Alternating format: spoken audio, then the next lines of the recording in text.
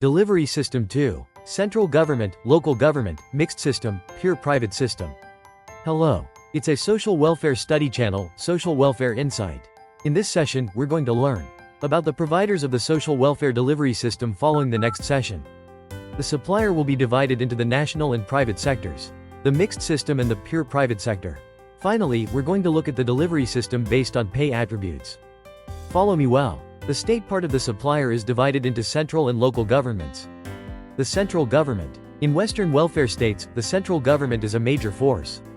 Most of the matters related to welfare services are decided and provided.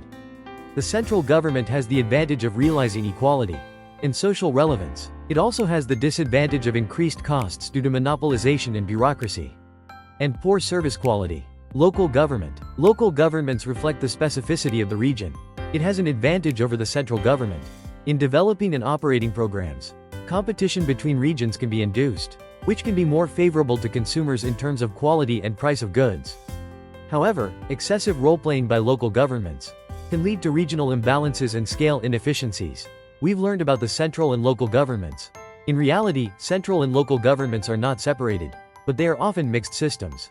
The central government can establish and determine the overall plan and direction in relation to social services.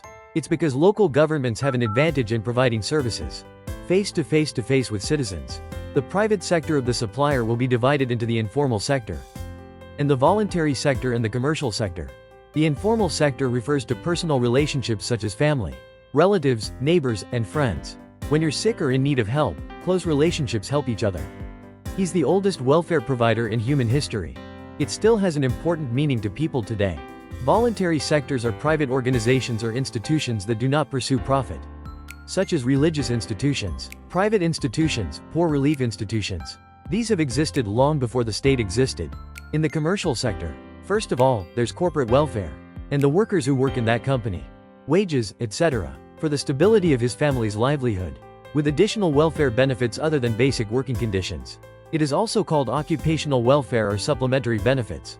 There's also a way to provide social benefits according to market exchange.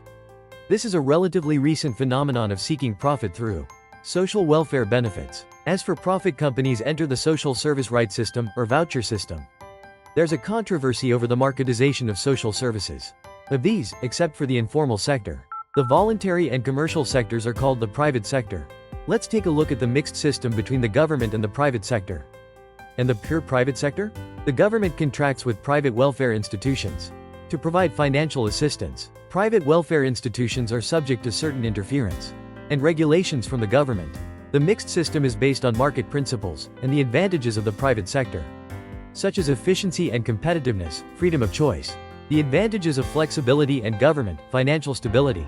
It was chosen to save the nationwide systematicity. Depending on the operation, the private sector's shortcomings may become more prominent. The private sector is responsible for providing both financial and operational resources to the private sector. It's often used. Finally, let's look at the delivery system based on salary attributes. It is desirable that salaries with a strong public nature be provided by the central government. There are medical services, educational services, etc. You need a lot of information to make a rational choice, or you need to pay a lot of money to buy it.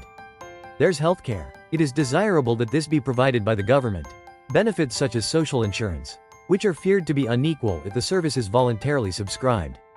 It would be desirable for the government to provide it, if it is desirable to be provided complementarily by various other delivery systems.